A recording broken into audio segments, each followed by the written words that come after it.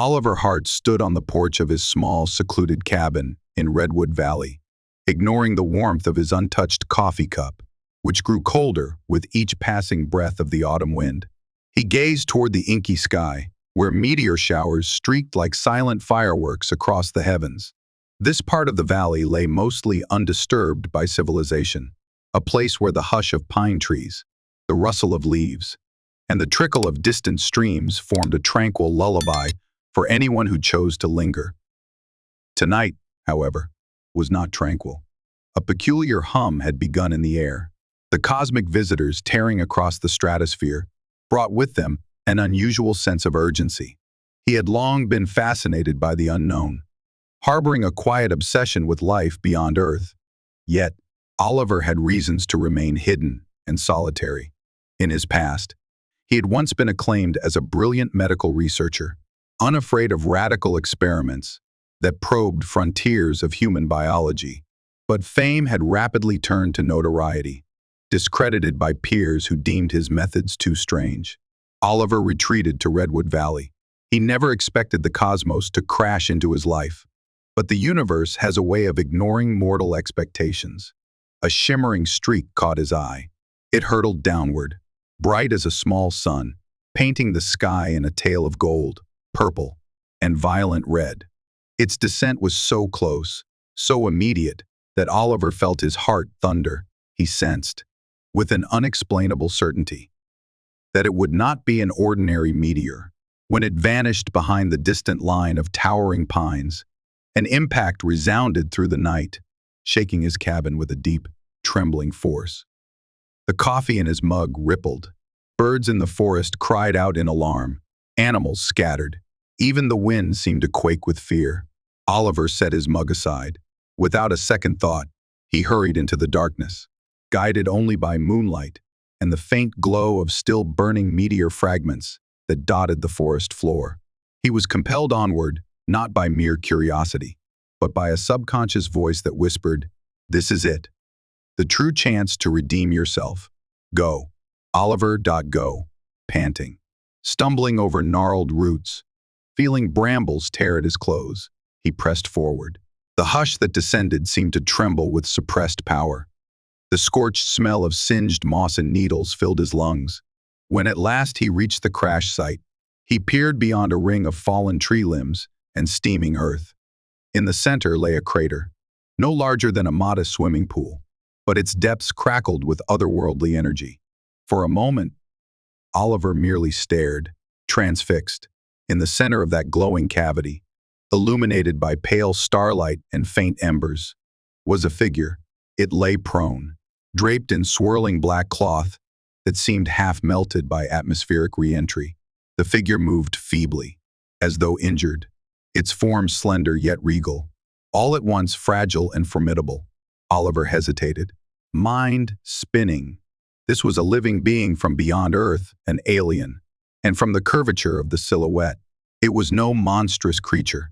Indeed, the shape might almost be described as human-like, albeit with a subtle shimmer to the exposed skin that caught the faint glimmers of residual cosmic light.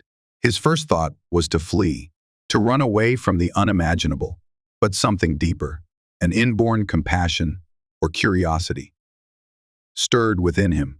He recalled what was at stake.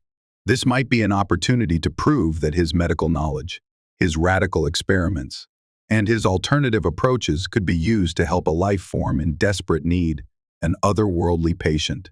Heart pounding, Oliver slid down the muddy embankment, approaching the fallen figure with both awe and caution, every sense sharpened by adrenaline.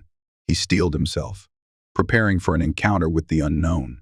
When he rolled the figure gently onto its back, he found himself staring into the face of a woman with skin that gleamed in the faintest silver-blue hue. Her expression was contorted in agony. A deep cut on her forehead bled a thick, iridescent fluid, trickling slowly across her cheek. As Oliver inhaled shakily, a stirring wave of empathy and scientific intrigue took hold of him. He whispered, "I can help," though he had no reason to believe she would understand. Still, he had to try. The forest hung silent around him, witnessing the birth of a grand, unexpected alliance. By the time Oliver managed to carry her back to his cabin, his arms were shaking and sweat slicked his brow. Though slender, the alien possessed a peculiar density, as if her bones were far heavier than they appeared. He laid her gently upon his bed, rummaging for the medical kit he had kept in a dusty corner. He paused when he realized the standard instruments might be useless on an extraterrestrial physiology. Yet to do nothing was not an option. She stirred, letting out a soft groan, a sound that seemed to resonate with a surprising timbre. Stealing his resolve, Oliver activated the emergency generator, flooding the space with flickering electric light. Only then did he truly see her features: finely shaped eyes, sealed tight in pain, smooth skin that reflected the light with a faint opalescence, hair a color, somewhere between black and violet, cut short around her slender neck.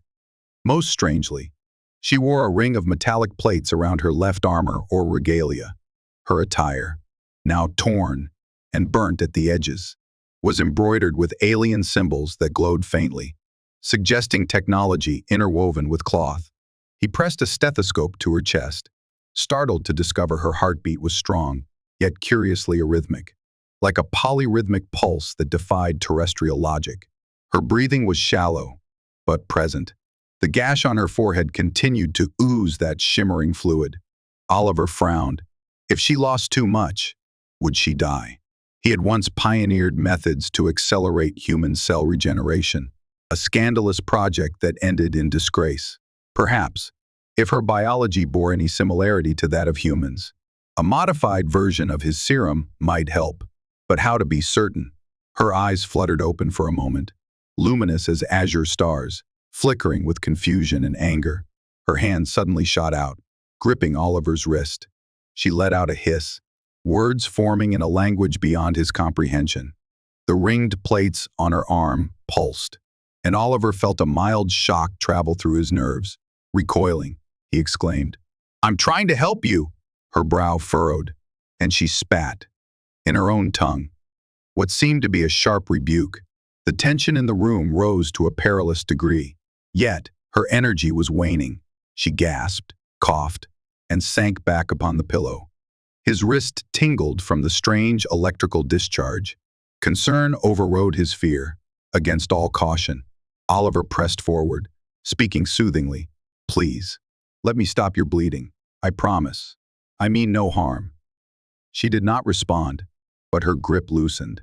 He took it as a sign of permission, or at least surrender to the circumstances.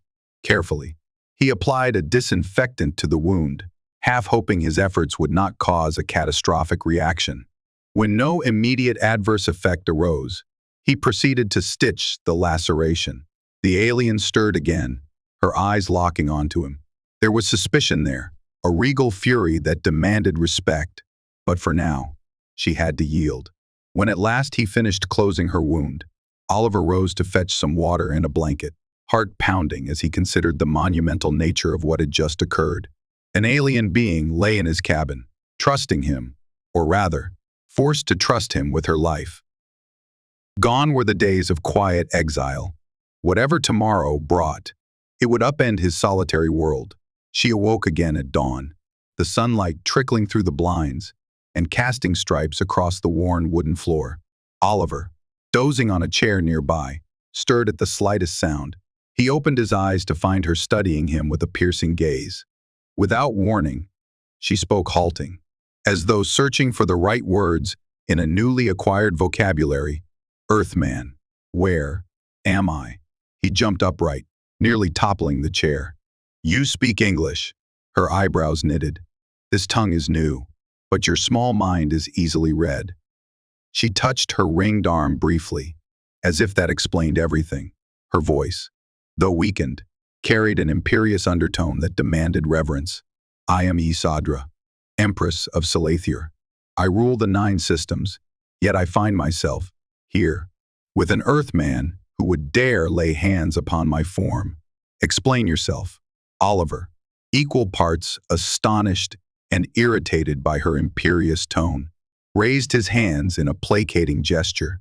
"I found you after your ship or transport crashed in the forest. You were hurt and I tried to treat your wounds. That is all." She considered this for a moment, her expression unreadable. "I owe you some manner of gratitude, but do not presume to touch me again without permission. Earthling, my tolerance is thin." A weary relief flooded Oliver's chest. She might be prideful, but at least she was conscious and conversing. He nodded. "Duly noted. I am Oliver Hart, by the way." She folded her arms, wincing at the movement, her gaze flickering around the cabin's interior, noting every detail: rustic wooden walls, shelves stacked with medical texts, vials of unknown fluids, half-finished mechanical contraptions. The place spoke of a solitary life devoted to experimentation. "Oliver Hart," she repeated slowly, as though tasting the name. "Your dwellings are primitive. You are alone here," he nodded, ignoring the faint sting of her disdain. "Yes, alone, by choice." Isadra exhaled, leaning against the bed's backboard. "And that starship wreck in the forest. My attackers must have aimed to see me exterminated, but I managed to pilot the craft well enough to limit the damage upon impact. I sense they may still be seeking me. My downfall would secure their claim to my throne." Oliver's brow furrowed. "So you're some kind of queen." Her gaze snapped to him like a blade glinting in the sun. "Empress, Earthman, the distinction matters. The Salathier Empire is vast, and threats lurk within my own court, traitors among my trusted circle. I was en route, fleeing an assassination attempt, forced to pass near your planet's gravitational well." She paused, swallowing a flash of pain. "It seems I must recover quickly, or else they will find me. And then all is lost both for me and, quite likely, for your backwater homeworld." He was about to inquire further, but she tensed, as if an alarm sounded within her mind. She clutched at the ring around her arm, faint lines of light dancing across its surface. "They are near. I feel their presence. My bond with them, twisted and corrupted though it is, cannot be broken even across vast distances." Oliver took a step back. "Wait, there are more aliens here." She let out a bitter laugh, followed by a grimace of pain. "Some of my kind do not deserve the name of Salathier. They are violent, cunning, and hungry for power. They will not be merciful to me, or to you, should they learn you aided me." Then she lifted her chin, adopting a regal posture despite her injuries. "Now, Oliver Hart, you have entwined yourself in my fate. You, who once meddled with the living forms of your own species, might also become the key to my survival. Do not fail me." He stiffened at the mention of his past. She had apparently gleaned more from his mind than just language. The vulnerability he felt was unnerving, yet a spark of determination flared within him. Whatever else could be said, Isadra needed him, and though he dared not articulate the thought, he needed her too. Perhaps aiding a foreign queen from the stars was the redemption he had sought for so long. Under Isadra's watchful, hawk-like gaze, Oliver rummaged through a hidden compartment in his cabin, unveiling flasks filled with thick, cerulean liquid, along with tubes, syringes, and a small, portable centrifuge. The Empress regarded his apparatus with a critical eye, one eyebrow arched. "Explain the purpose of this contraption," she said. Oliver cleared his throat. "As you've noticed, Earth science is behind yours, presumably. But I developed some advanced regenerative therapies. They were deemed unethical by many. I pushed boundaries, experimented with growth factors, splicing them with certain viral agents to accelerate healing. The results were unpredictable, but it might help you heal faster, especially if our physiologies are compatible." She tilted her head, then abruptly lifted the armor ring on her arm. It clicked, revealing slender filaments and crystalline compartments within. "My people's biotechnology is far ahead of yours," she said, a faint sneer curling her lips. "I have means to augment or neutralize foreign substances, but I cannot harness them at full capacity. Not while my core is so weak." She paused, letting out a ragged breath. "I will permit you to administer your serum. But I warn you, Earthling failure will be your doom." With shaking hands, Oliver drew the thick fluid into a syringe. He approached her, meeting her luminous eyes that shone with both trepidation and regal defiance. "I need to inject this near your wound. It will hurt." A sharp nod from Isadra. "Proceed. But do not linger, Earthman." He slid the needle through her strange, shimmering skin, which offered a soft resistance. A moment later, the serum was delivered. Isadra's breath caught in her throat. Her gaze flickered with alarm, then anger, as the fluid coursed through her body. For a long moment, the two remained still, locked in a tableau of anticipation. Then, a faint glow began to emanate from the ring on her arm. Veins of light pulsed along its surface, traveling upward until they reached the site of her wound. Oliver stared, wide-eyed. It was as though her body recognized the regenerative agents and, with the ring's assistance, integrated them. Isadra winced, clenching her fists, but she did not cry out. A low hum filled the air. The ring's lights dimmed, and she finally exhaled. "It has begun," she murmured, pressing a hand to her stitched forehead. Her voice shook with a mixture of relief and residual pain. "You meddle in the forces of life. Oliver Hart, had I the power, I might smite you for daring to tamper with my essence. Yet, you may have just saved me from slow demise. You have my thanks." Grudging though it may be, Oliver offered a small nod, unsure how to respond. So many questions swirled in his mind about her empire, her enemies, her physiology. But the hour was late, and exhaustion claimed him. "We should both rest," he said quietly. "We'll talk more in the morning. I suspect we have bigger problems to deal with than old grudges." Isadra gave a curt inclination of her head, her eyes drifting shut. He noted, with a weary sort of fascination, that her breathing had already grown steadier. Perhaps his serum truly could help an alien queen. Or perhaps the worst was yet to come. Sleep came fitfully to Oliver, haunted by the awareness that an alien monarch slept mere feet away. When he finally drifted off, his dreams were feverish, filled with images of starfields and burning ships, regal alien courts, and voices that echoed with inhuman resonance. At dawn, he woke to find Isadra standing by the window, gazing out at the mist-shrouded forest. Her posture was straighter, a testament to the serum's efficacy. He rose and joined her quietly. A hush had fallen over Redwood Valley, the gentle morning light giving the pines a golden halo. "How do you feel?" Oliver asked. Isadra turned, her face stern but composed. "Stronger. Your methods are unconventional, but my body has absorbed them well." She glanced down at the ring on her arm, fiddling with it as though making micro-adjustments. "We must be vigilant. My pursuers approach. I sense them drawing nearer. This forest, it hides us now, but will not shield us indefinitely." Oliver frowned. "What do they want?" A flash of rage lit her irises. "To end my life, to usurp my throne, and possibly to experiment upon you for daring to harbor me. My empire is not gentle to traitors or those who meddle in its affairs. But these assassins operate in the shadows. They come not in the name of Salathier unity, but in pursuit of personal ambition." From outside came a sudden crack of underbrush. Oliver tensed.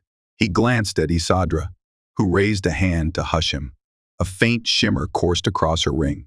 In a swift, fluid motion, she pressed herself to the wall.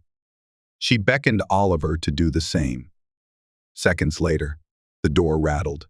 Oliver's heart hammered. He kept one hand on a makeshift weapon, a heavy iron rod. Another knock. Then, a voice. "Oliver Hart, are you home?" It was unmistakably human. Relief surged through him, though he remained cautious. He stepped forward, motioning to Isadra to remain hidden. Clearing his throat, he opened the door a crack. On the porch stood Mary Fleming, a local ranger who occasionally stopped by.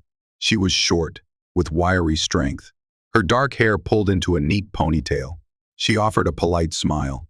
"Oliver, I'm checking on folks near the southwestern quadrant. We had reports of some meteor impacts." Oliver forced a casual tone. "Yes, I heard something hit out in the woods. Big crash. But I didn't find anything except some burnt trees and rocks. I'm fine, though." How about you? Mary nodded. I'm all right, but keep your eyes open. Weird activity's been reported, strange lights, footprints in odd patterns. Might just be the local wildlife spooked by the meteors. But you never know. Anyway, if you see anything, let us know. Okay. He swallowed hard, aware of the alien queen eavesdropping just behind him. Sure, thanks, Mary, satisfied. She gave him a wave and walked off, disappearing among the pines. Oliver shut the door. Isadra stepped forward, arms crossed. Human authorities, she said with a certain dismissive undertone. They will be of little help to us. Oliver ran a hand through his hair. Perhaps, but they're not our enemies. It's you they'd be concerned about. If they knew. She waved a hand dismissively, then turned away, her eyes distant. It matters not. My foes are near. And if they suspect I'm hiding here, they'll spare no effort to bring this cabin down. Outside the window, a crow cawed, cutting through the stillness. Oliver suddenly felt the weight of the secret he was harboring. The world had changed in an instant. No longer was he merely a disgraced scientist in voluntary exile.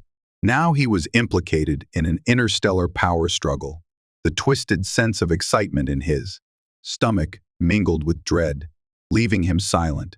Throughout the day, Isadra paced the cabin, her improved vitality evident in every step. She clung to her regal poise even as she fought the lingering weakness from her wounds.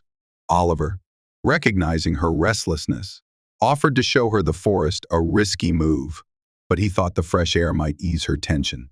Reluctantly, she agreed, cloaked in one of Oliver's oversized jackets, hood pulled low to hide her alien features. She stepped outside. The scent of pine and damp earth filled her senses. She took it in with quiet wonder, though she quickly masked it behind an imperious facade. They walked among the colossal redwoods. Every so often, Isadra's ring flickered, as if scanning their surroundings for threats. Oliver pointed out trails, streams, and a small clearing by a placid lake that shimmered with the reflection of the midday sun. She regarded each site with a mixture of curiosity and detachment. At last, they settled by the water's edge. Oliver watched her sink to her knees, letting her hand hover just above the liquid surface. A soft sigh escaped her lips. My planet has seas of deep sapphire, teeming with bioluminescent life, she murmured. Those waters could heal or harm, depending on the Empress's decree. And here I am, battered, forced to rely upon a stranger's hospitality on a primitive world at the fringe of known space. Oliver regarded her carefully. I'm sorry you had to crash here, though I guess part of me is thankful you survived the crash at all. If these assassins are as ruthless as you say, we need a plan. We can't just hide in my cabin forever. She nodded gravely. Agreed. I must somehow contact my loyalists. The empire is vast. There are those who would come, if they knew. I still lived. But my communications are offline. That ring upon my arm can only do so much, especially with the core in its damaged state. She held up the ring, letting the sunlight gleam off the alien metal. I require a power source, something to generate the exotic particles my device needs. Oliver frowned. Exotic particles. We don't have anything like that on Earth, at least, not readily accessible. Maybe there's some underground lab or collider experiments that produce them. But I wouldn't know where to start. She glanced sidelong at him. Your knowledge is incomplete. Look around you. The meteor shower. Fragments of my craft might have scattered across this region. If I can salvage the power cells from the wreckage, I can charge my ring enough to send a signal beyond your atmosphere. A weighty pause filled the air. It was dangerous to go searching for more wreckage, which might draw unwanted attention, but it was the only way. All right, Oliver said at last. We can search the forest for debris, but we must do it carefully, at night perhaps, to avoid anyone else finding us or your enemies pinpointing your location. Isadra rose to her feet, the watery reflection dancing across her skin. Then, let us prepare. The forest shall be our hunting ground.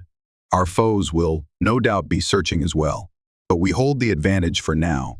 They do not yet know your face. Oliver nodded, scanning the tree line. So we act swiftly, and stay hidden. Understood. Her gaze lingered on him, that regal intensity shining through. Earthman. Oliver Hart. Your involvement grows deeper by the hour. There may be a time when your life is in great peril. I cannot guarantee your safety. A slight tremor of fear coursed through him, but he offered a half smile. I can't say I'm an innocent bystander anymore. Let's just say I have some debts to pay to the universe. If helping you can be my redemption, so be it. Her expression softened, just enough for him to notice.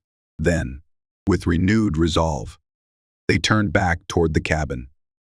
The sun dipped lower in the sky, and their grim preparations began. Nightfall found them deep in the woods, guided by the glimmering glow of scattered debris. Isadra's ring acted like a divining rod, occasionally pulsing and leading them toward chunks of twisted metal half buried in the loam. They collected small power cells, no larger than pebbles, each pulsating with faint luminescence. Isadra tucked them into a pouch at her side, jaw set, eyes scanning the darkness. Oliver carried a flashlight, though he used it sparingly. The forest was eerily quiet, as though the creatures within sensed something was amiss. The air felt charged, brimming with tension. A breeze rustled through the towering trees, carrying the scent of distant fires, perhaps more meteor fragments still smoldering. They came upon a clearing, the ground scorched. Jagged remnants of alien metals lay in a twisted heap, tinted with unearthly hues. Isadra's ring glowed brighter, indicating a promising source of power. She crouched to examine the wreckage. "This is part of the main thruster," she whispered, prying a panel aside. "I can extract." A sudden rustle interrupted her. Oliver whipped around, flashlight beam cutting through the dark. At the edge of the clearing, shadows shifted. 3 figures materialized, each clad in sleek, dark suits that glistened with a faint sheen of alien design. Their faces were partially hidden behind masks that contoured to their features, leaving only their piercing eyes visible. In a single, silent motion, they raised their hands. Claws of energy crackled at their fingertips, casting eerie sparks across the clearing. Oliver's heart pounded. He dropped the flashlight and scrambled for the iron rod strapped to his backpack. Isadra hissed, standing tall, even wounded. She radiated authority. "You dare approach your Empress unbidden," she snarled in her own language. Though Oliver sensed the hostility in her tone, the assassins answered with hateful, guttural words. A standoff ensued. 3 lethal intruders against a weakened Empress and her human ally. One assassin lunged, arm extended, a blade of shimmering plasma sprouting from a device on his wrist. Isadra swiftly dodged, but her breath caught. She was still recovering. Another assassin flanked to the side, closing in on Oliver. Adrenaline surged through him. He swung the iron rod, barely deflecting a slash from the attacker's weapon. Isadra's ring flared. She aimed it toward the first assassin, unleashing a burst of crackling energy that sent him sprawling. A flicker of triumph lit her face, but the second assassin pressed the advantage. Oliver struggled, locking the rod against the assassin's blade, sparks showering around them. Pain lanced his arms as the assassin twisted with inhuman strength. The third foe circled behind Isadra, aiming a concealed pistol-like device at her. She sensed it too late. The weapon whirred. In a heartbeat, Oliver summoned every ounce of courage. He broke away from his attacker, flung himself between Isadra and the pistol. The shot rang out. A searing bolt of energy ripped through the air. He caught it full force in his shoulder, agony exploding through his nerves. He collapsed, vision hazy with pain. Isadra let out a furious cry. She unleashed a second burst from her ring, this one fueled by raw rage. It slammed the assassin backward, the pistol clattering to the ground. The third attacker, seeing the tide turn, grabbed his fallen comrade and darted away, merging with the dark. The second, disarmed, scrambled after them, a trail of sparks marking their retreat. In seconds, the clearing was empty save for Oliver, writhing in pain, and Isadra, breath coming in ragged gasps. She dropped to her knees beside him, examining the wound. His clothes were scorched, a blackened hole revealing charred flesh. "You fool," she hissed. Yet her eyes betrayed worry. "Why would you protect me?" His voice came out in a stammer. "You needed help. Couldn't stand there." He swallowed a wave of nausea, pain so fierce he almost blacked out. "Guess one owe you. For that ring blast you used on them." Isadra clenched her jaw. "You are a reckless idiot, but a brave one." She placed her hand over the wound. "Try not to move." Oliver's head lulled back, his vision darkening. He felt the ring's energy thrumming near the burn. Then, he succumbed to the swirling darkness, trusting that his alien patient-turned-empress would return the favor of healing. Even if her pride bristled at the notion, Oliver woke to the smell of antiseptic and the soft crackle of a fire in the hearth. Blinking his eyes open, he realized he was back in his cabin. The pain in his shoulder radiated with each breath, but it was less severe than before. Slowly, he turned his head to see Isadra sitting beside him, her posture upright, face etched with concentration. She held her ring close to his bandaged shoulder, a faint, shimmering aura radiating from the device. He managed a weak smile. "Am I alive?" She shot him a glare. "Barely. You took a direct hit from an Ulzeric pulse weapon. It disrupts cellular cohesion. Your human body does not respond well to such forces." Her tone softened slightly. "I used the last of my ring's healing reserves to stabilize you, foolish Earthman, throwing yourself into harm's way for me. But you did save my life." Oliver let out a ragged breath, relief mixing with lingering agony. "Thank you," he murmured. She inclined her head, as though acknowledging a debt repaid. "Your serum had partially integrated into my system, allowing me to adapt my healing protocols. By blending your approach and mine, I could mend your wound, though not entirely. You will need to rest." He stared up at the ceiling. A swirl of gratitude and awe washed over him. This alien empress, haughty, regal, and fierce, had just saved his life in return for his earlier service. For all her talk of imperial dominance, she possessed a capacity for compassion. "Quietly," he whispered. "I appreciate it, truly." Silence settled over the cabin, broken only by the hiss of logs in the fireplace. After a moment, Isadra rose and moved to the window, looking out into the deep night. Her silhouette seemed pensive. "We drove off the assassins, but they will return," she said quietly. "The next time, they might not be so easily bested. We must expedite our plan to collect the power cells." Oliver managed to push himself upright, wincing. "We got some. How many more do you need?" She tapped the ring, eyes narrowing. "I have enough for a short-range distress signal, but not enough to sustain it or to power any defensive measures. I fear we require a crucial part of my ship's primary energy core, which likely broke off on impact. We must find it." He nodded, though a wave of dizziness assailed him. "We'll do it, but first, I need a day, maybe two, to recover enough to walk. Unless you want to drag me through the forest, that is." Her lips quirked in a wry smile. "Rest. Oliver Hart, you have earned that much. I will keep watch." For a flicker of a moment, an unexpected warmth passed between them, two individuals from worlds apart, caught in a cosmic conspiracy, forced to rely on each other.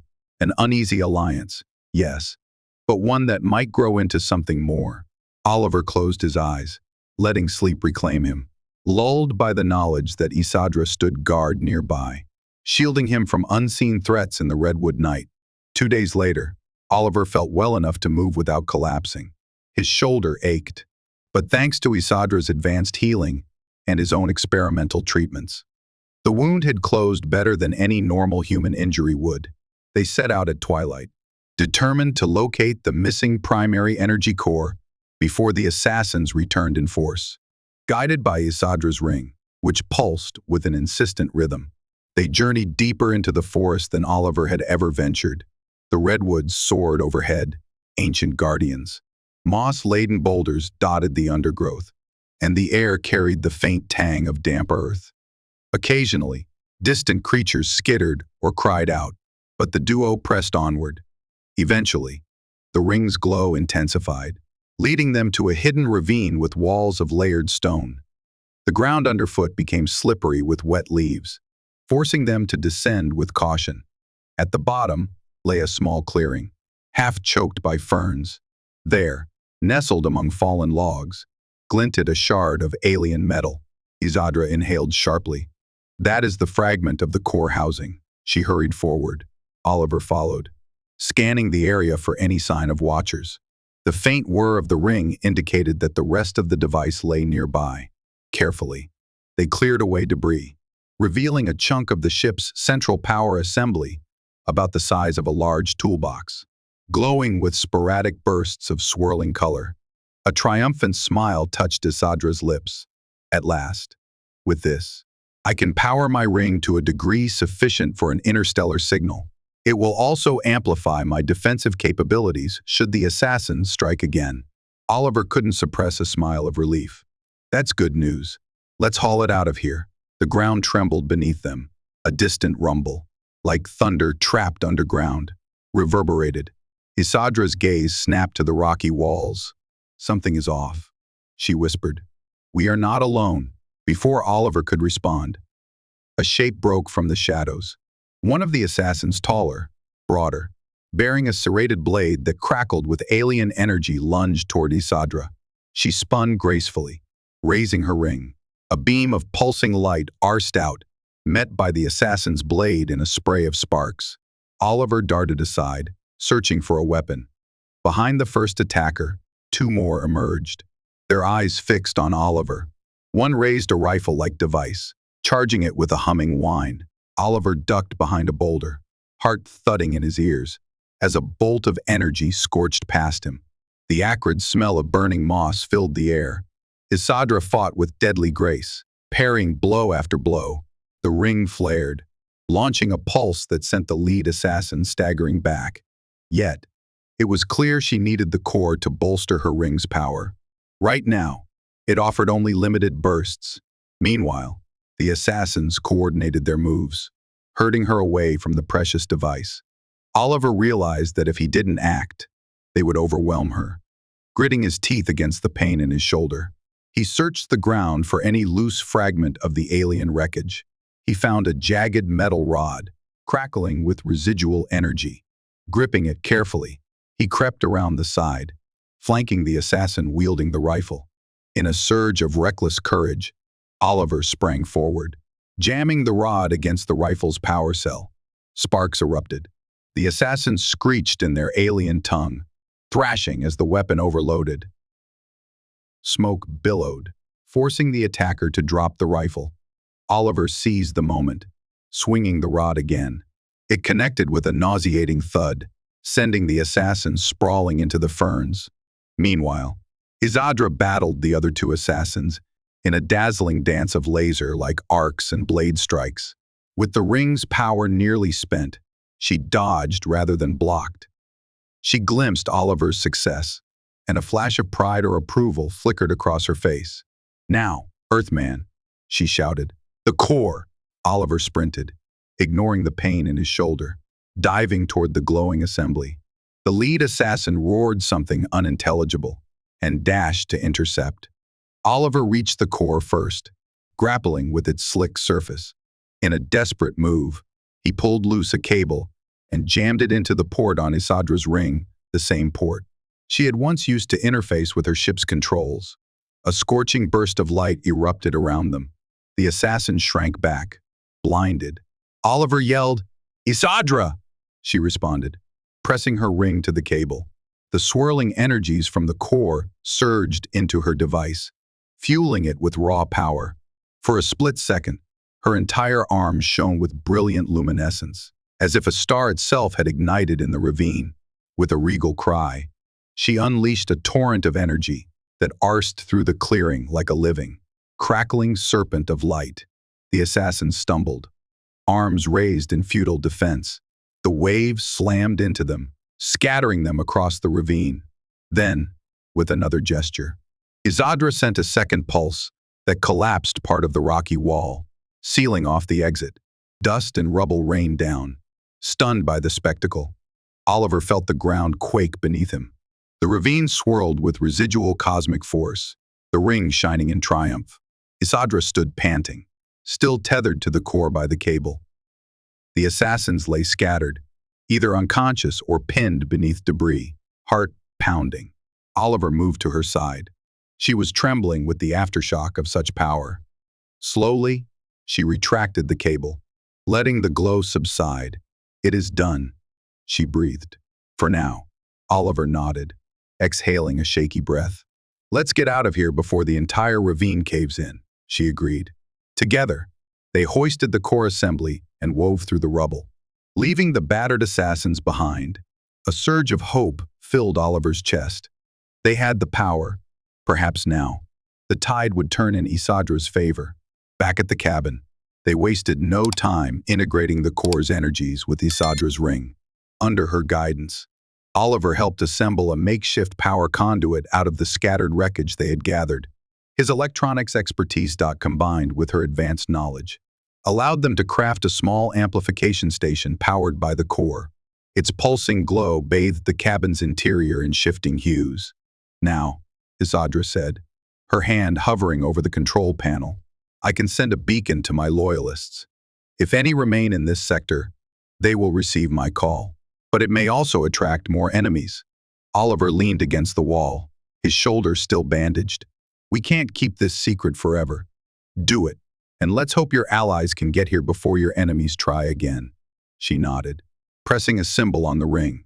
A low hum filled the air, harmonizing with the gentle throb of the core. A shaft of light shot from the ring, disappearing through the cabin's ceiling, as though it were intangible. "The signal is locked on a pre-arranged frequency. With luck, we shall receive an answer soon." Oliver watched her face as she worked. She was resolute, prideful. Yet beneath that facade lay a flicker of vulnerability. Their gazes met, and for an instant, time seemed to slow. Her regal demeanor wavered, and he glimpsed a depth of gratitude that words could not fully convey. Before either could speak, a faint chime emanated from the ring. Isadra's eyes widened. "A response," she murmured. "Some of my personal guard have picked up the beacon. They are on their way, but it could take hours, days even, depending on how far they are. We must defend this place until they arrive." Oliver nodded grimly. "Then we prepare for war. I'll set up defensive measures around the perimeter, maybe rig up some tripwires. We have a few old hunting rifles.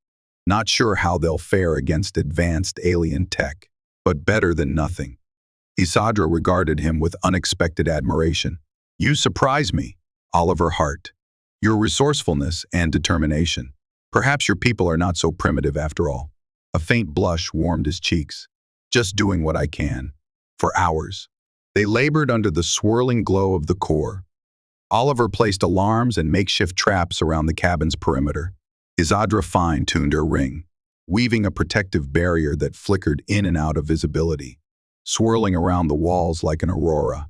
Tension thickened the air. The redwood night seemed to hold its breath, awaiting the clash to come. They ate a sparse meal in silence. Both were lost in thought, mindful of the approaching threat and the uncertain rescue. At last, Oliver cleared his throat. "So, if your loyalists arrive, you'll return to your empire, reclaim your throne." She paused, setting down her cup of heated broth. "Yes, I must. My people cannot remain leaderless. Without an empress, the 9 systems could fracture into endless strife. I must restore order, punish the traitors." Oliver nodded, an inexplicable heaviness settling in his chest.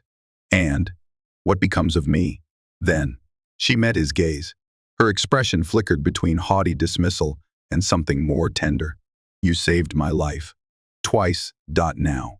You aided me in regaining my power. Our fates are linked. I do not know what protocol dictates for a foreigner who has served the Empress, but I will not abandon you to any retribution or trouble that might follow. You have my word on that." A mixture of relief and apprehension washed over. "Oliver, I appreciate it. I guess we'll cross that bridge when we come to it." She inclined her head in regal acknowledgement. Then, a flicker of alarm touched her face. She raised a finger to her lips, signaling silence. Oliver listened. At first, he heard nothing but the quiet crackle of the core. Then, faintly, the snap of a twig, a rustling of leaves outside. The assassins were here sooner than expected. A brilliant flash lit up the night as the assassins unleashed a volley of energy blasts against the invisible barrier. Isadra's ring glowed, maintaining the shield around the cabin, but each strike caused her to wince, as though the strain tested her abilities. Oliver peered through a small crack in the wall, counting at least 5 attackers. They moved with coordinated precision, flanking the cabin, seeking weaknesses in the barrier. Oliver grabbed an old rifle, loaded it carefully. He felt his heart pounding, sweat beading on his brow. Isadra spoke in a firm tone. "If they overwhelm my shield, fight them inside. This place is cramped, giving them less room to maneuver." No sooner had she spoken than a sizzling bolt tore through the wall, missing Oliver by inches. The barrier flickered. He ducked behind an overturned table, aiming the rifle at the jagged hole. When an assassin's mask appeared, he fired. The weapon roared, the recoil slamming his shoulder, but the bullet pinged harmlessly off the attacker's armor. Cursing under his breath, Oliver pivoted. Isadra raised her ring, sending a searing lance of energy through another gap. One of the assassins toppled with a shriek, their suit crackling with sparks. Outside, the others unleashed a barrage in retaliation. The entire cabin shook as beams of concentrated plasma scorched the walls. Suddenly, a corner of the barrier collapsed. 3 assassins burst through, brandishing their blades. Oliver swung the rifle like a club, managing to knock one aside. Isadra engaged the other 2, blocking their strikes with her ring's shimmering force. Sparks flew, setting the curtains aflame. Smoke coiled in the air. Oliver coughed, eyes watering, as he wrestled with the assassin pinned under his rifle. Amid the chaos, the core's hum rose to a fever pitch. Isadra channeled its power, her ring blazing with brilliance. She thrust a hand forward, releasing a concussive wave that threw the assassins back. They slammed into walls and furniture, stunned by the impact. With the faint crackle of splintering wood, part of the ceiling caved in, debris raining down. The next moments blurred together in a maelstrom of violence and desperation. Oliver found himself grappling with an assassin who hissed vile threats in an alien tongue. He rammed the butt of his rifle into the attacker's mask, cracking the visor.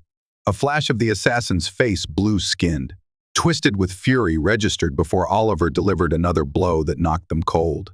Isadra, her posture regal, even in conflict, battled the remaining intruders.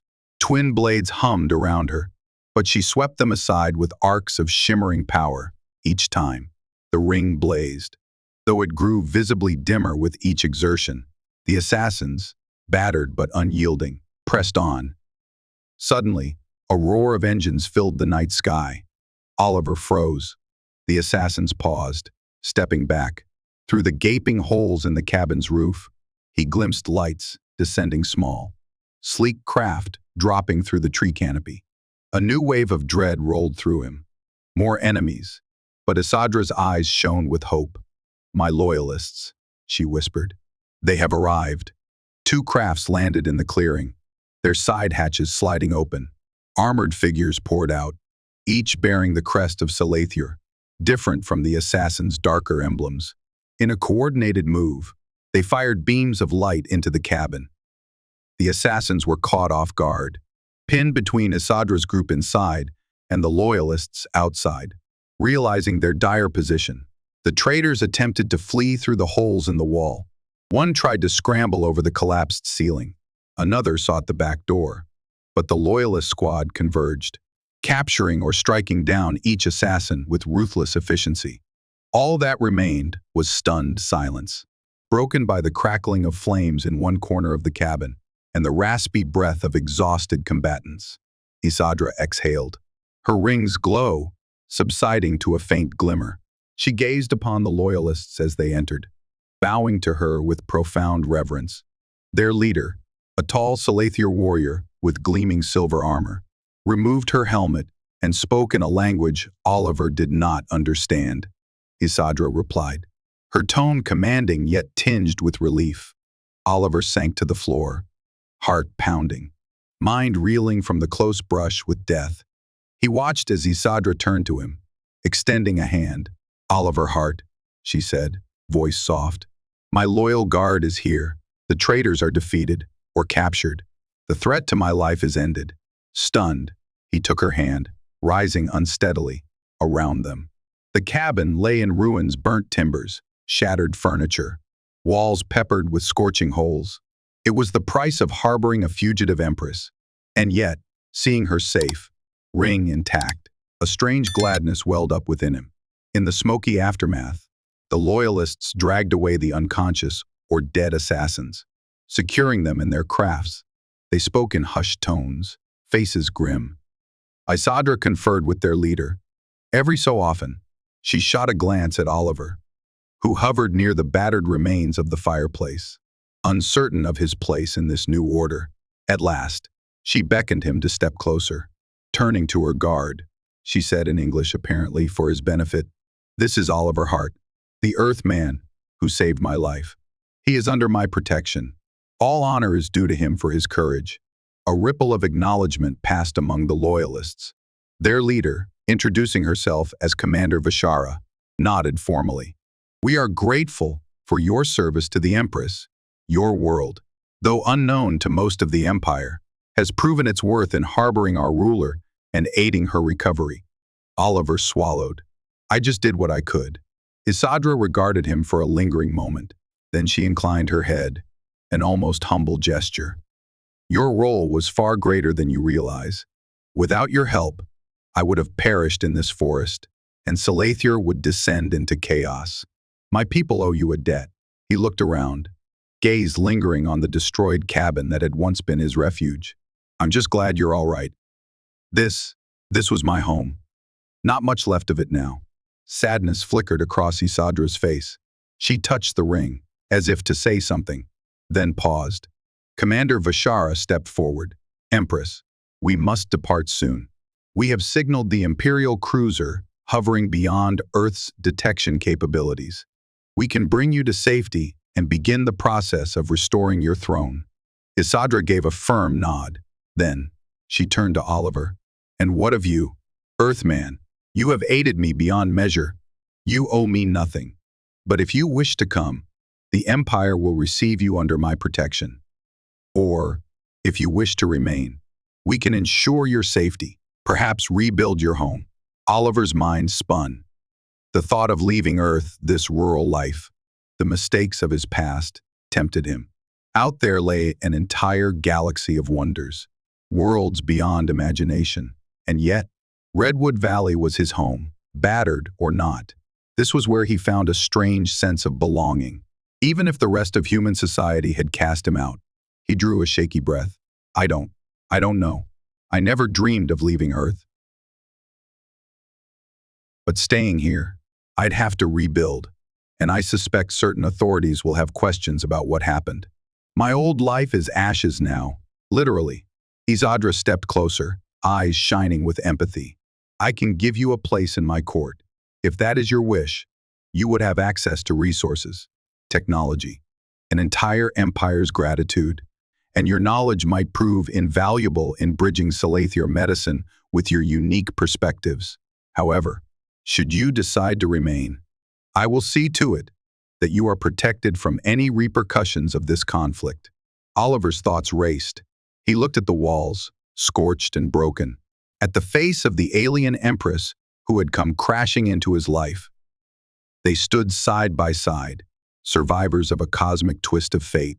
In the end, the decision came from a deeper place than mere logic. He found himself recalling the prejudice and isolation he had endured, the scorn of colleagues, the loneliness of Redwood nights. And then, he looked at Isadra proud, strong, unexpectedly compassionate. He spoke, voice trembling with emotion. "I'll go with you. There's nothing left for me here. Maybe I can do some good out there, where no one knows my name or my past crimes. Besides, I want to see what else is possible when we pool our knowledge." A gentle smile graced her lips. "Then come, Oliver Hart. Let us journey to the stars and show my people that compassion and trust can span galaxies." Commander Vashara inclined her head. "Prepare to depart, Empress. Our time is short." Oliver glanced around one last time, letting the memories settle. A swirl of sadness and excitement coiled in his chest. When he turned to Isadra, the ring on her arm pulsed, shimmering like a promise of new horizons. With one final breath of redwood forest air, Oliver stepped into the crafts that would carry him away from Earth.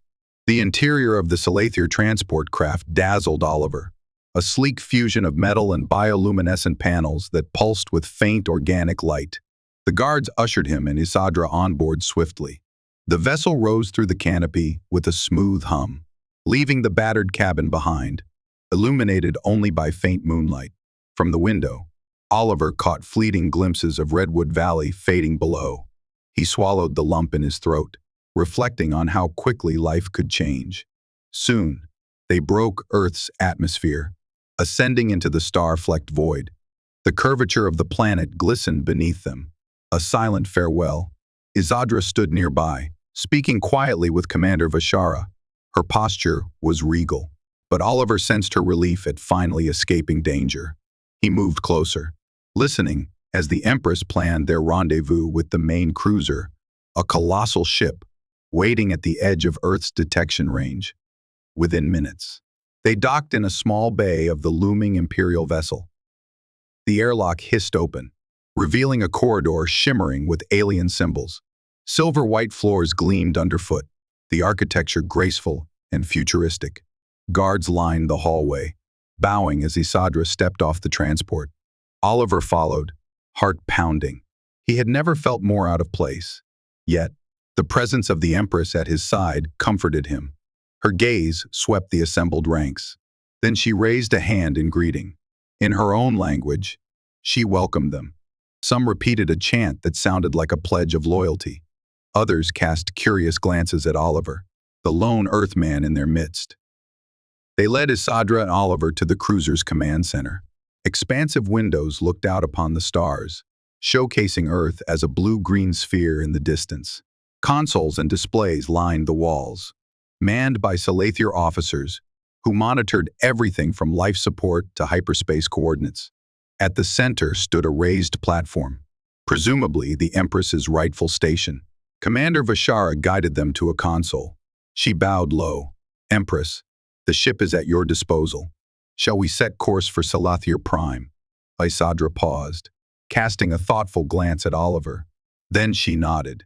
"Yes, but maintain caution. We do not know how deep the treachery runs back home. We must ensure secure channels before announcing my survival. For now, set a course for the Arcturon system. We will gather more loyal forces there." Vashara inclined her head. "As you will, Empress." She gestured to the officers, who began keying in commands. Moments later, a ripple of cosmic energy enveloped the vessel. The stars elongated into streaks, and Earth vanished in a blur of light as they jumped into hyperspace. Oliver's stomach lurched at the sudden shift, but he steadied himself on a console. Isadra placed a comforting hand on his uninjured shoulder. "It can be disorienting for first-timers," she said gently. He swallowed hard. "I'll manage. Just, wow." She smiled, her eyes reflecting the streaming lights of hyperspace. "Welcome to the Empire, Earthman. Your journey begins now." Days passed aboard the Imperial cruiser. Though Oliver found it difficult to measure time within the silent swirl of stars, he immersed himself in the advanced medical ward, studying Salathier biology with the help of the ship's healers. Their technology was astounding: tanks filled with regenerative fluids, diagnostic beams that scanned on a molecular level, and gene-editing tools that made his old Earth lab look like a child's toy set. Isadra spent long hours in strategy sessions with her loyal officers, planning how to root out traitors and regain control of the 9 systems. Occasional updates trickled in from her spies back home. The picture they painted was grim. Rumors of her death had emboldened rebellious factions, and the Empire teetered on the brink of civil war. Oliver saw little of her during these sessions, though he felt her presence in the corridors. The subtle hush of conversation that followed her, A mixture of admiration and fear permeated the air whenever her name was spoken. Some still wondered if she had truly survived, while others whispered that an Earthman traveled by her side. The rumor spread quickly, raising eyebrows and questions about what cosmic bond had formed between them. At last, Isadra summoned Oliver to the cruiser's observation lounge, a circular chamber with a panoramic view of the swirling cosmos. She stood at a railing, gazing upon a sea of stars. As he approached, she turned, regal robes catching the dim starlight. "How fares your research, Oliver Hart?" He scratched the back of his neck. "It's incredible. Your healers have shown me wonders I couldn't imagine, and I've shared some of my regenerative serum knowledge. We've even tested a hybrid approach on a few volunteer patients with chronic injuries. Early results look promising." Her features brightened. "Excellent. My people benefit from your expertise, and you from ours. This is how alliances are forged." She paused, turning back to the window, her voice growing quieter. "We near the Arcturon system. There, we will gather my loyal fleet and advance upon Salathir Prime. The final confrontation with the traitors looms." Oliver stepped closer, resting his hands on the railing. "How do you feel about it?" Her gaze flicked to him.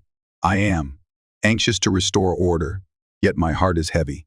My empire is wounded, torn by betrayal. I must be strong, swift, and merciless with those who orchestrated this coup. But part of me mourns the loss of trust." He reached out, lightly touching her arm, mindful of her earlier admonitions, but sensing the moment called for reassurance. "You have to do what's best for your people. If rooting out the traitors requires harsh measures, you'll do it. But you've shown me you're capable of compassion. I believe you'll find the right balance." She regarded his hand on her sleeve, but did not pull away. "You speak with conviction, Oliver Hart. Strange. How in so short a time? I've come to value the counsel of an outsider so deeply." A gentle warmth filled him, a camaraderie born of shared struggles. They stood for a while in silence, gazing into the infinite expanse. The swirl of starlight reflected in her eyes, reminiscent of that first night in Redwood Valley, when meteor showers streaked the sky. The memory felt distant now, a lifetime away. Eventually, she drew in a breath. "Come with me to the strategy center. My advisors must see the man who fought at my side. They must understand why I trust you. And then, we shall plan for our return." Oliver nodded, following her from the lounge, heart thrumming. He realized that in the vast tapestry of fate, the cosmic distance that once separated them no longer felt insurmountable. The Arcturon system shimmered on the cruiser's forward display, dominated by a brilliant white star at its center. 4 large planets orbited at varying distances, each with a distinct hue: one a lush blue, another ringed in pale silver, and the outer 2 tinted in ruddy crimson and swirling storms. Around one of the outer planets, a hidden fortress moon served as a secret mustering point for Isadra's loyalists. The cruiser emerged from hyperspace into a region of swirling nebula dust that concealed sensor readings. Oliver watched from the bridge as Commander Vishara issued security codes. One by one, Allied vessels revealed themselves: sleek battleships, agile corvettes, and carriers bristling with weaponry. Each transmitted a salute to the Empress. A hush of awe spread across the bridge as they recognized her presence. Isadra, standing at the command platform, addressed them via the ship's comm systems. She spoke in the resonant Salathir tongue, her words carrying quiet determination. Though Oliver could not grasp the language fully, he sensed the power in her voice, the call to unity. Occasionally, she'd glance at him, a silent acknowledgement of what they had endured together. Cheers erupted over the comm channel. The loyal fleet pledged their swords to her cause. Commander Vishara turned to Oliver, face alight with hope. "We have the numbers to challenge the usurpers." The tide turns. Oliver exhaled, feeling a surge of adrenaline. "Then we'll be heading straight to Salathir Prime to retake the throne." Isadra nodded. "Yes, but let us first gather final intelligence. We cannot march blindly into a trap." She glanced at Vishara, Summon the high counselors who stand loyal. Bring them aboard for a briefing. Within hours, a small group of dignitaries joined them on the flagship. They donned elaborate robes, eyes brimming with relief at seeing Isadra alive. She introduced Oliver to them, ignoring their startled reactions to a human. Her authority brooked no dissent, and they quickly accepted him as part of her inner circle. Maps of Salathier Prime flickered on display, vast continents, floating citadels, shield domes protecting cities from fierce storms. Data scrolled regarding the usurpers' positions, military outposts, starports seized by the renegade faction. Oliver listened intently, though much of the advanced technology was beyond his comprehension. Still, he offered insights on strategic deception, recalling how illusions and infiltration might serve them better than direct confrontation. Isadra listened, intrigued. Yes, infiltration behind the lines to sow confusion. While the main fleet draws the usurpers out of position, she tapped a console, eyes flashing. A bold plan. Commander Vishara nodded approval. We have stealth vessels capable of landing in the Palace District unseen. Once you are within, you can disable security arrays from the inside, paving the way for our main force. The Empress's gaze turned to Oliver. Will you stand at my side, Earthman? We may again face mortal peril. I cannot guarantee your safety. He felt a tremor of fear, but it was overshadowed by determination. I'll stand with you, Isadra. I've come this far. Her lips curved in a subtle smile. Very well. Summon your resolve. Oliver Hart, in a day's time. We depart for Salathier Prime. May fortune shine upon us. In the hush that followed, the magnitude of their mission bore down on Oliver. He was to stand beside an alien empress as she reclaimed her throne, forging a future for an empire he could scarcely have dreamed of. A swirl of excitement and dread coiled in his gut, but he found a calm center when he met Isadra's resolute gaze. The fleet arrived at the outskirts of Salathier Prime's star system under cloak, slipstreaming through hidden channels that the Empress's loyalists had secured. Oliver marveled at the sight on the main viewer, an emerald planet dotted with glittering seas, towering spires, and swirling white clouds. Orbital platforms ringed the planet, their lights flickering menacingly. Commander, Bashara pointed to a rotating holo display. The usurpers have captured many of these platforms, but some remain dormant or loyal to us. We'll slip past them using old override codes that the Empress retains. Isadra's jaw tightened. Let us do so swiftly. Their sensors remain formidable, even if we hold partial codes. Once we land, the infiltration team must act quickly. A tense silence fell over the bridge. The plan was straightforward yet fraught with peril. A small strike force, including Isadra and Oliver, would descend to the planet in a stealth vessel, infiltrate the Palace District, and disable the planetary defense grid. Meanwhile, the main fleet would engage the usurpers' ships in orbit, creating a diversion. Oliver wore a form-fitting combat suit provided by the Salathier forces, feeling both outlandish and oddly prepared. His heart pounded as he entered the stealth vessel's hold, where Isadra and a handful of elite guards awaited. She was clad in sleek armor reminiscent of her ring's design, her regal bearing more pronounced than ever. "Ready?" she asked quietly, scanning his eyes. He inhaled. "As I'll ever be." With that, the hatch sealed. Engines purred. The craft detached from the flagship, disappearing from sensors as it glided into the planet's upper atmosphere. Through a small viewport, Oliver glimpsed the swirling clouds parting. Distant spires rose, connected by arching bridges that glowed with neon currents. Moments later, turbulence rocked the craft. Alarms beeped. One of the guards muttered something in an urgent tone. Isadra explained. "They've detected a faint energy signature. The usurpers are firing. Brace!" The vessel banked hard, weaving through pulses of anti-air fire that streaked the sky. Lights flickered. Oliver gripped a handhold, breath catching in his throat. A volley of blasts rocked them, close enough to rattle his teeth. One guard lost his footing, slamming into the bulkhead, but recovered swiftly. The pilot hissed a command, adjusting course. A narrow canyon of shimmering spires opened below, the stealth ship Dove, hugging the building rooftops.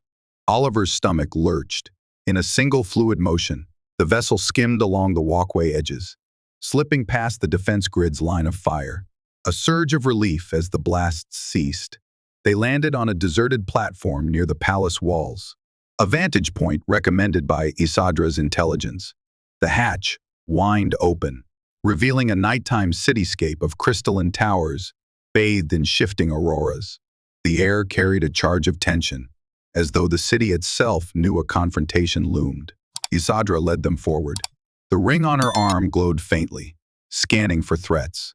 The infiltration team moved in a tight formation, crossing a deserted plaza lined with massive sculptures of past empresses. Oliver followed, rifle in hand, heart pounding with each step. Overhead, the sky flickered with distant explosions. Battle had begun in orbit. They soon reached a hidden entry leading beneath the palace structure, an old service tunnel whose codes Isadra still possessed. Passing through silent corridors, they found the power main that fed into the palace's primary defense systems. Isadra motioned for Oliver. Your earlier talk of infiltration tech. We have a portable device that can disrupt the defense grid from this panel. But you must handle the manual override. It's based partly on Terran technology you shared with us. They will not expect it. Oliver set to work, sweat beading on his brow. Every second counted. If the usurpers traced their location, the infiltration would collapse. He typed commands, spliced wires, integrated the disruptor. A low hum signaled success. Data scrolled across the panel, confirming the planetary defense grid was shutting down. He exhaled in relief. It's done. The main fleet should have a window to land reinforcements now. Isadra pressed a communicator. Vashara, the grid is offline. Commence the final assault. From overhead came a thunderous roar, as if the skies themselves had awakened. The Empire's loyal fleet descended, no longer hampered by planetary defenses. Isadra's infiltration team moved deeper, aiming to reach the throne room. Outside, alarms blared across the palace district. The final battle had begun. The palace interior shimmered with regal opulence, columns carved from iridescent stone, vaulted ceilings traced with luminous patterns. But now, the corridors echoed with the thunder of boots, the hiss of energy weapons. Loyalist and traitor forces clashed, beams of alien technology scorching the walls. Isadra marched at the forefront, ring flaring with measured bursts of power. Her guards engaged traitors in pitched firefights, whirling blades, and crackling barriers. Oliver stuck, close, providing covering fire where he could. The training he'd received aboard the cruiser proved invaluable, though fear still pulsed in his veins. A traitor squad emerged around a corner, leveling their rifles at the infiltration team. Oliver dove behind a column, returning fire. Energy bolts whizzed by, singing the air. Isadra unleashed a wave of force that knocked them prone, enabling her guards to neutralize them. The corridor fell silent once more, littered with shattered crystals and downed combatants. At last, they reached the vast double doors leading to the throne room. Intricate engravings depicted cosmic conquests and coronations of empresses past. Isadra placed a hand on the door, steeling herself. She whispered something in her language, perhaps a prayer or vow, then signaled her guards to proceed. The doors slid open with a resounding clang, revealing a chamber of breathtaking scale. A massive skylight framed the swirling nebula beyond the planet's atmosphere. At the far end of the hall stood the Salathier throne's silver and gold filigree that sparkled with living light. Flanking it were a dozen heavily armed traitor soldiers, and at the foot of the throne, a tall figure clad in ornate robes, a twisted crown upon their brow. A hush fell. The figure stepped forward, voice amplified by some hidden mechanism. So you live, Isadra. We had hoped you perished on that wretched earth. But no matter. Today, you die at my feet. Oliver recognized the voice's venom. This must be the chief conspirator, the one who sought Isadra's throne. Isadra raised her chin, ring glowing fiercely. You dare desecrate the seat of Salathier's empress. Your treachery ends now. At the traitor's signal, The soldiers unleashed a volley of energy blasts. Isadra's guards responded in kind, fanning out across the chamber. Chaos erupted, bolts ricocheted off shimmering shields. Columns crumbled under sustained fire, the floor scorched by dancing beams of light. Isadra surged forward, ring blazing, her face set in grim focus. Oliver took cover behind a fallen statue, exchanging fire with two traitor soldiers who pinned him down. Sweat poured down his temples. His heart hammered, but he refused to yield. A guard came to his aid, flanking the enemies, taking them out with precise shots. Across the chamber, Isadra dueled the chief conspirator. The traitor brandished a staff, pulsing with dark energy, each strike colliding with the Empress's ring in showers of sparks. Their clash reverberated through the throne room, as though cosmic forces met in miniature, summoning every ounce of strength. Isadra unleashed a scorching beam that tore the staff in half. The conspirator snarled, stumbling back. The traitor soldiers, now outnumbered and leaderless, began to falter. Loyalist reinforcements flooded in, subduing the last resistance. The conspirator glanced around in desperation. All support was lost. Oliver emerged from behind the statue, scanning the battered throne room. Fires crackled, and the stench of ozone hung heavy in the air. Isadra advanced on her foe, ring trained on the conspirator's chest. "You have stolen my people's trust," she declared, voice trembling with righteous fury. "You tried to kill me, and in doing so, you nearly destroyed our empire." The conspirator fell to their knees, fear replacing arrogance. "Spare me, Isadra. Show mercy." A hush. All eyes turned to the Empress, who stood tall, ring pulsing. Slowly, she lowered her hand. "I will not stain my ascension with a final act of murder," she said, gaze steel hard. "You will face the council's judgment." She gestured for loyal guards to seize the conspirator. A subdued hush rippled across the hall as the traitor was led away, trembling. Silence broke as the loyalists cheered, relief and triumph mingling in their voices. Isadra approached the throne, kneeling before it. Her ring glowed softly, as though resonating with the seat of power. Then, she rose and placed herself upon the throne, regal and victorious. Commander Vashara bowed deeply, as did every guard and officer present. Oliver, heart swelling with admiration, did the same. A new dawn broke for Selaithier. Days later, in a grand ceremony broadcast across the 9 systems, Isadra was officially reaffirmed as Empress. The palace's great hall was restored to its shining splendor, tapestries rehung, pillars repaired, and the air alive with anticipation. Delegates from every world gathered, dressed in garments that reflected their planet's culture. Oliver stood with Commander Vashara and the other loyal guards, near the dais where the throne sat. Trumpets, or their alien equivalents, sounded, producing harmonic chords that resounded through the hall. Isadra entered, adorned in ceremonial robes woven with shifting lights. A hush fell, and she ascended the dais, each step echoing on polished marble. High counselors approached, intoning ancient oaths. They placed a glimmering coronet upon Isadra's brow. She accepted it with grace, then turned to address the vast assembly. The translator device in Oliver's earpiece conveyed her words. "Selaithier stands on the cusp of renewal. Betrayal has tested us, but unity and compassion prevail. We honor the old ways, yet we embrace the new. Let us step forward, hand in hand, forging a future of shared prosperity." Thunderous applause shook the chamber. Exultant cries echoed from the balconies. Across star systems, citizens watched, celebrating the Empress's triumphant return. Oliver felt tears prick his eyes, overwhelmed by the scope of it all. The Empire, once on the brink of collapse, rallied around Isadra's leadership. When the noise subsided, Isadra raised a hand. "I must also acknowledge a hero from beyond our stars, one who saved my life not once, but many times. Without his aid, I would not stand before you today," she beckoned. "Oliver Hart, come forth." His heart thundered.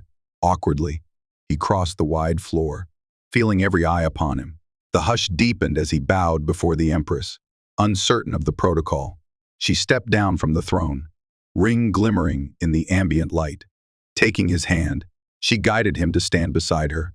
In a clear voice, she declared, "Though he hails from a distant planet, he has proven his valor, compassion, and brilliance. He risked all to help me reclaim my rightful place. For this, I name him Honorary Consul of Salathir, an emissary of goodwill between our worlds. May his example remind us that alliances can form between even the most distant shores." A stunned murmur rippled through the assembly. Commander Vashara grinned. Oliver, speechless, felt Isadra squeeze his hand lightly. Then, the hall erupted in applause once more.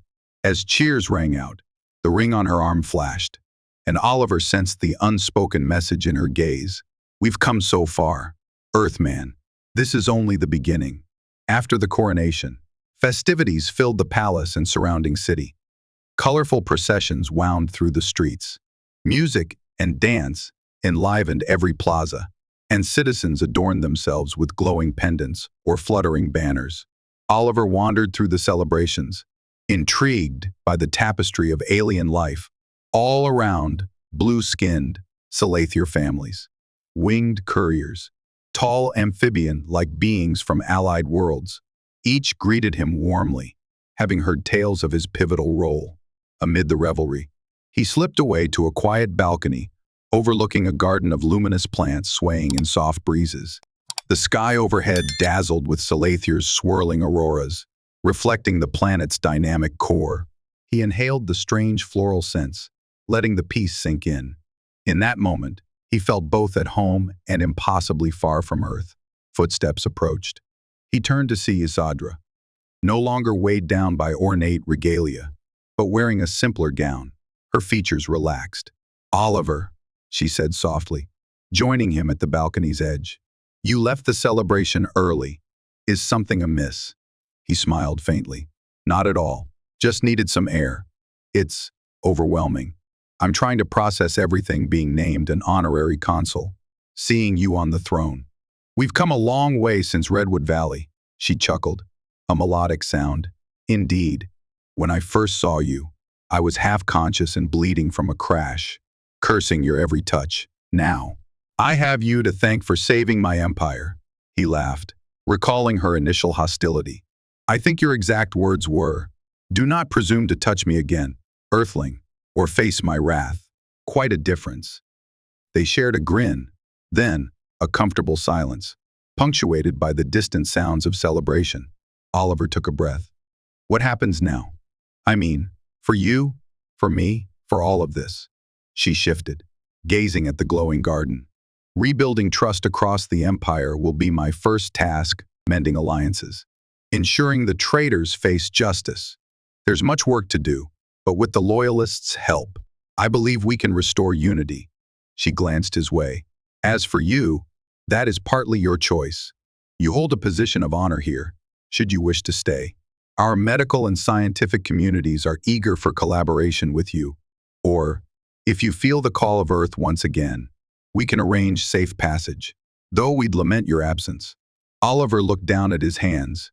Memories of Redwood Valley surfaced, along with the bitterness of his rejection by Earth's scientific community. Here, he was lauded as a hero, a trailblazer. "I'd like to stay," he said slowly. "At least for a while.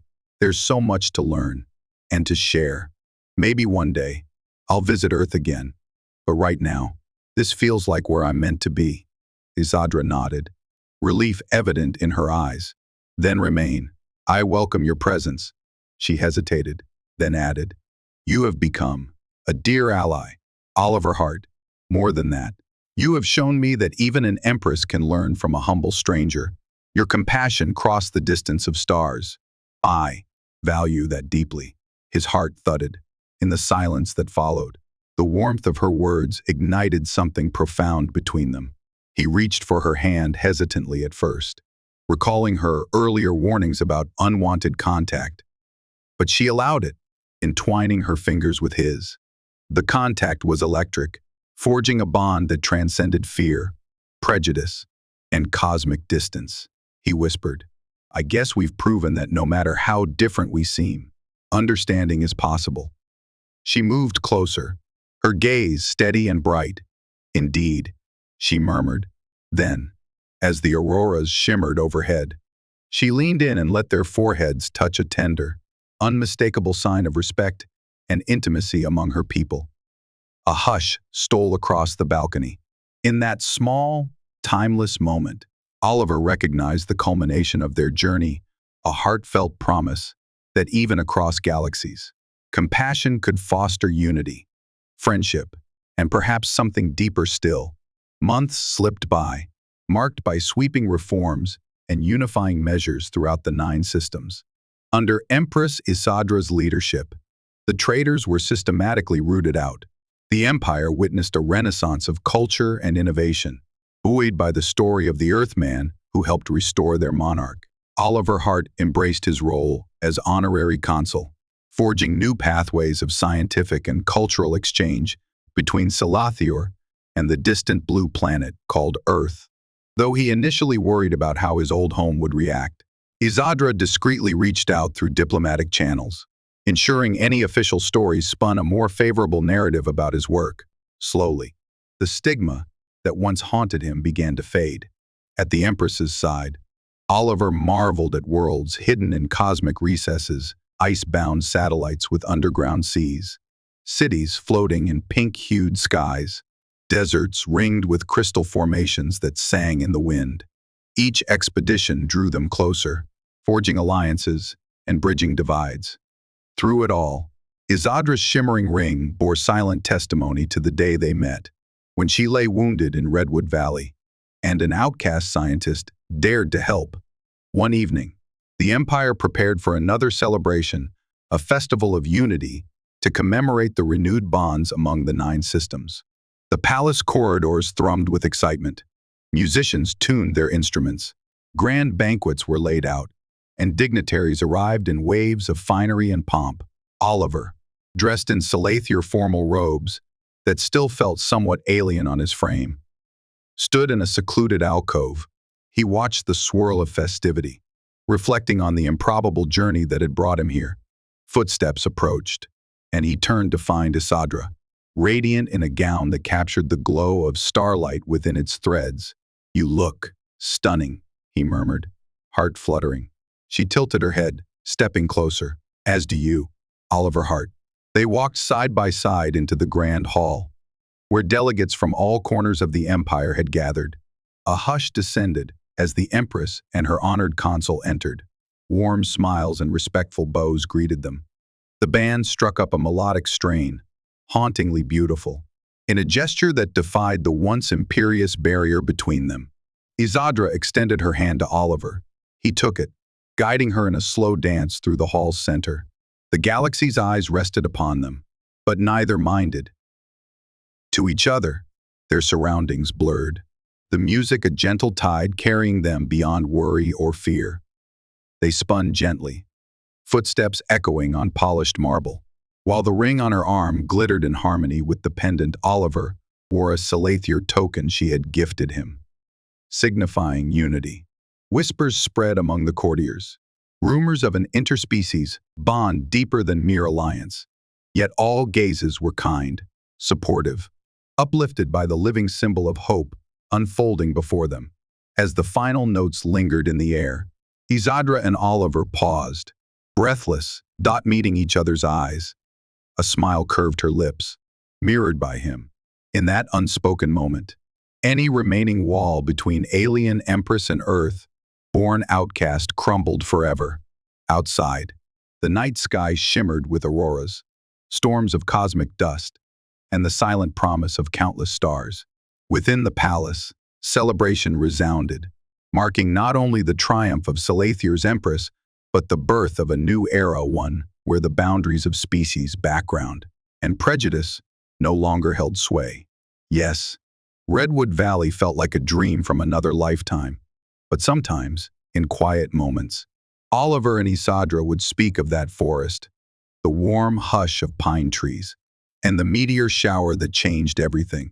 For in the end, their story, born of unlikely compassion, had grown into a bond powerful enough to reshape an empire. And there, in the midst of music and laughter, they stood hand in hand, content in the knowledge that all was as it should be. The Empress, the Earthman, and the promise that love and courage could unite any cosmic divide. A happy ending, yes, but also a glorious beginning to a future they would face together.